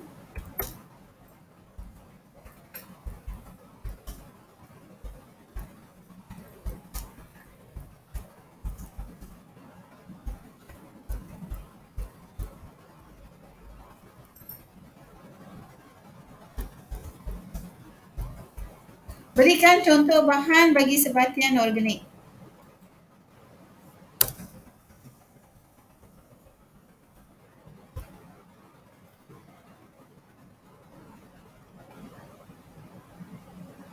Yes, sutera, arang kayu. Lagi?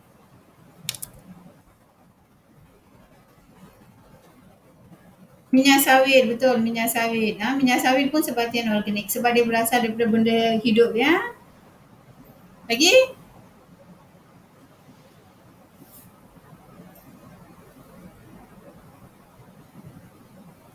Semua contoh-contoh tu betul lah. Sutera, arang kayu, minyak sawit, kain kapas, betul. Kain kapas pun organik. Sebab kita dapat kapas daripada pokok. Okey, itu beberapa contoh. Okey, nombor 4. Berikan contoh sebatian tak organik. Sebatian bukan organik. Tulis penuh ya, berikan contoh bagi sebatian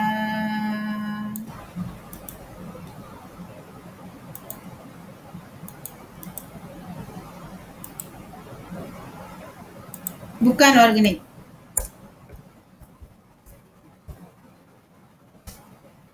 Untuk sains, kalau pelajar baru masuk, sediakan 2 buku ya. 1 buku latihan sediakan 1 buku latihan.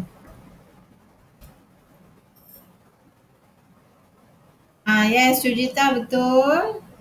Nombor 4, tulislah nombor soalan, nanti kawan-kawan tak tahu nombor berapa. Tulis nombor soalan, baru tulis jawapan.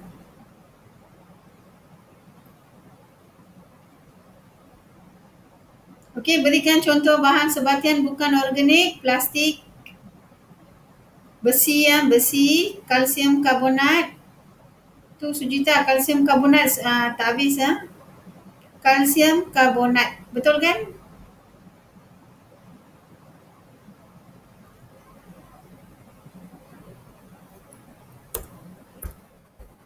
Besi tadi betul. Kemudian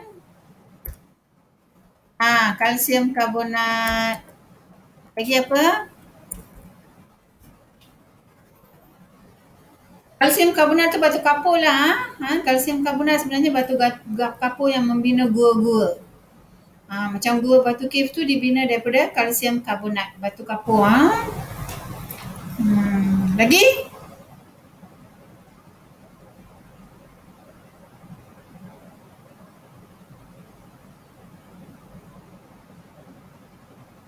Apa contoh sebatian tak bukan organik?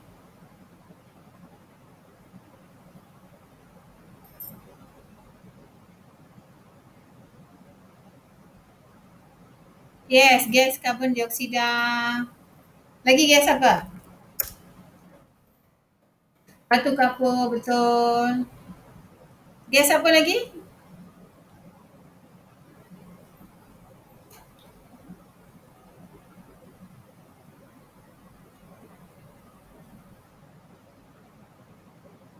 Apa lagi gas yang ada?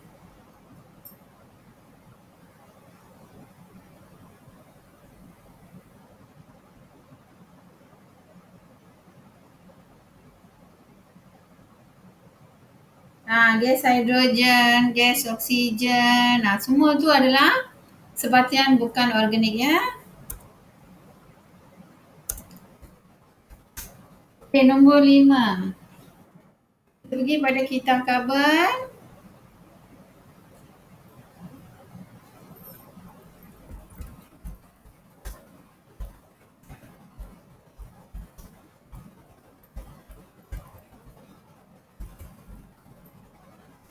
Kitar karbon melibatkan berapa proses?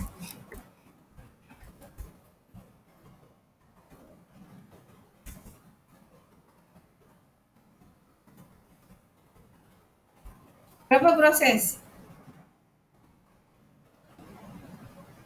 Tengok baik-baik. Bukan 3. Kitar karbon melibatkan 4 proses. Okey, namakan proses-proses tu.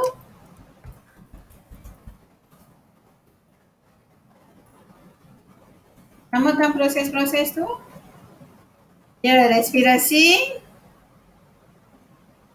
fotosintesis, perebutan dan pembakaran. Okey, 4 proses ya.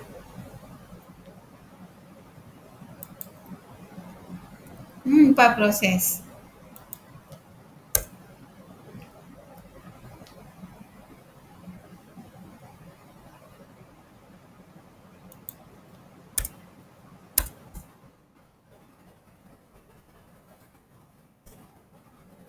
Okey, nombor 6.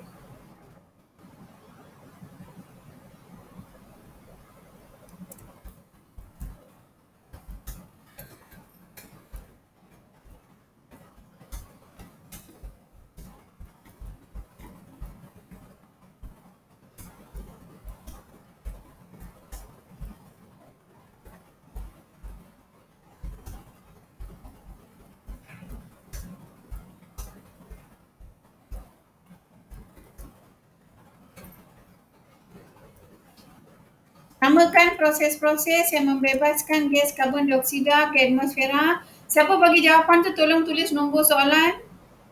Cikgu, pembakaran. Tulis nombor soalan dan jawab. Kamu tulis saja, tak tahu nombor berapa nanti.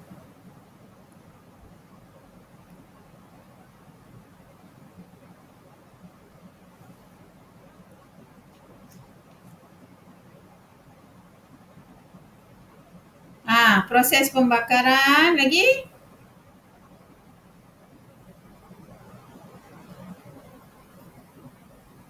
Okey, respirasi, pembakaran dan penguraian. Yes. Perebutan ya, perebutan. Penguraian pun boleh lah. Penguraian dengan perebutan tu maksudnya sama. Okey, betul. Okey, next kita pergi tajuk hidrokarbon. Tulis tajuk hidrokarbon.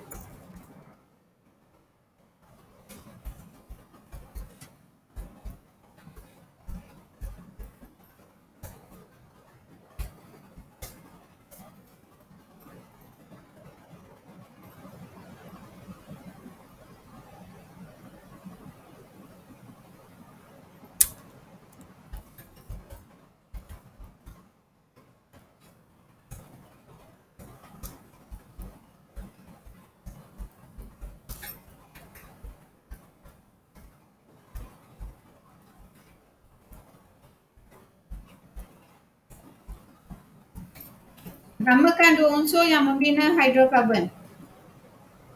Tulis nombor soalan dan jawab ya.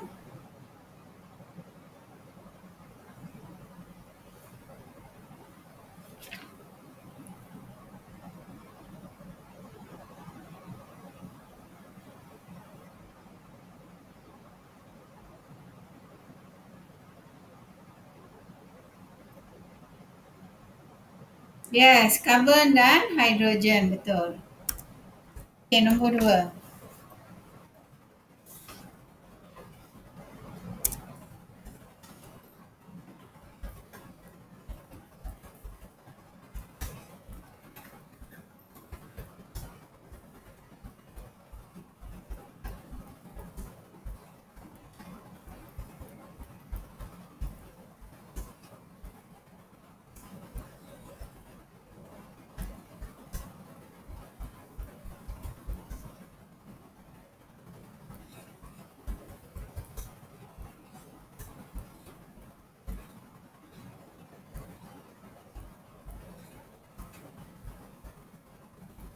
Kenapakah proses penyulingan berperingkat perlu dilakukan kepada petroleum?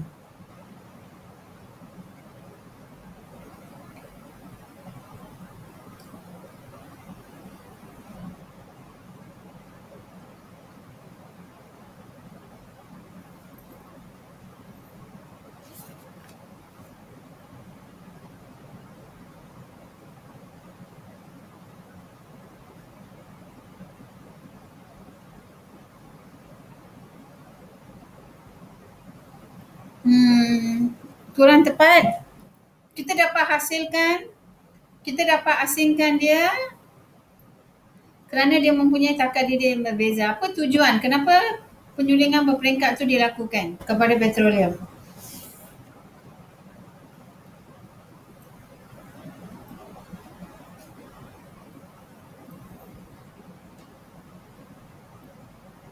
Tengok muka surat 146 ada ya.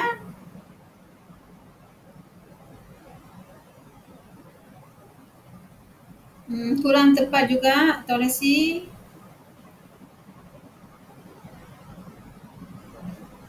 Dia tanya kenapa? Kenapa mesti lakukan penyulingan berperingkat? Kenapa? Untuk apa?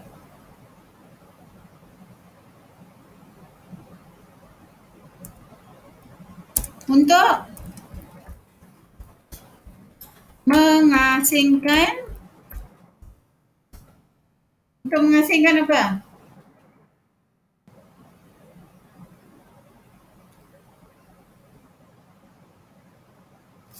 Itu yang ada. Untuk mengasingkan pecahan-pecahan petroleum.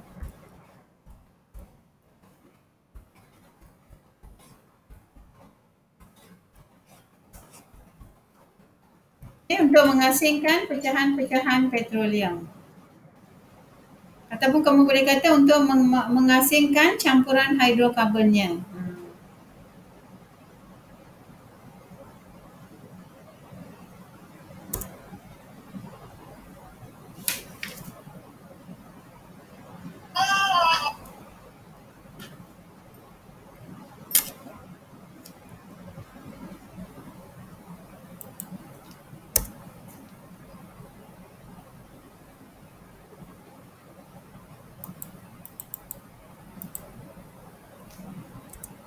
Okey, nombor 3.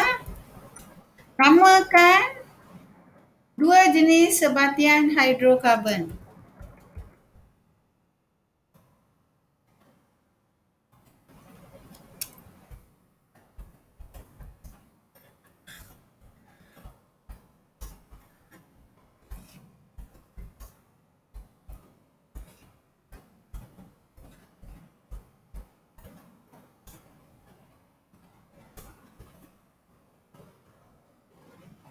Yes, tulisi betul. Hidrokarbon tepu dan hidrokarbon tak tepu ya.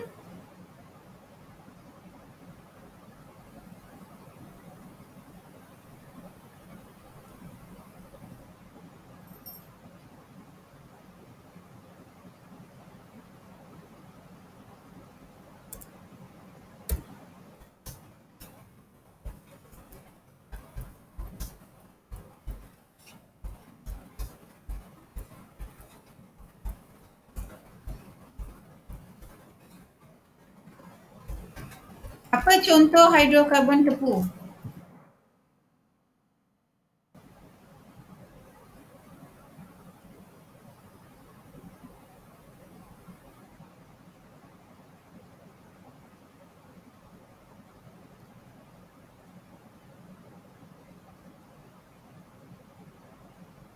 Yes, alkana. Contoh hidrokarbon tepu ialah alkana. Okey, nombor 5. Saya rasa kamu pun dah tahu apa soalan dia.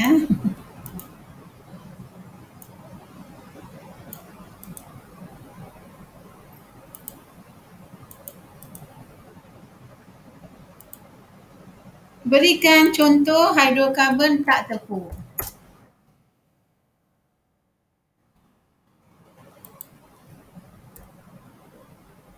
Yes, alkena. Hidrokarbon tak tepu contoh dia alkena. Itulah yang kita belajar hari ni. Ayuh, ni saya tak tahu kenapa asyik kacau je.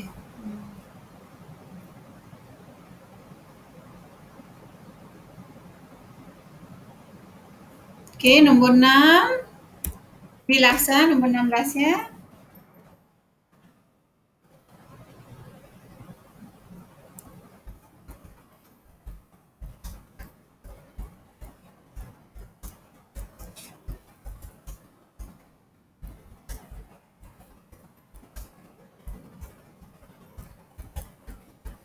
Berikan contoh tenaga yang boleh diperbarui.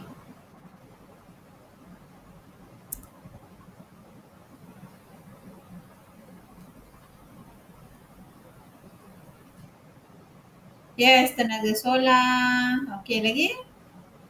Tenaga angin. Tenaga hidro. Air tak ada Darwin. Tenaga hidro. Biogesim. Tenaga geotermal. Tenaga air pasang surut. Tenaga ombak. Ombak tu ada kuasa dia besar. Dia boleh menghasilkan satu tenaga. Itulah jawapan-jawapannya. Ada air pasang surut தான் டைப் பண்ணேன் ஆனா ஐன்னு போயிடுச்சு. Oh, air pasang surut. Okey, tu air pasang surut ya.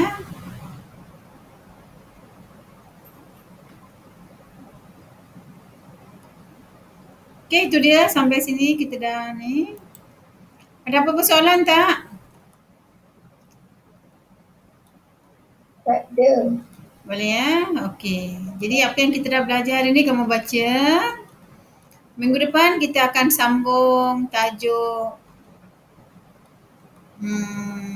apa tadi? Minggu depan kita sambung tajuk lemak minggu depan kita buat tajuk lemak. Okey? Okey, kalau tak ada apa, okey, terima kasih semua.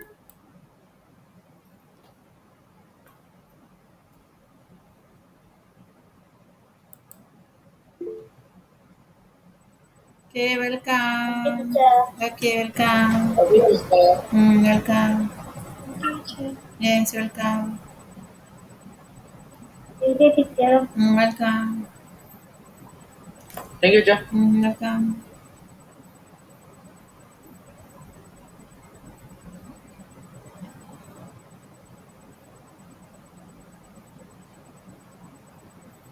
Okay, welcome.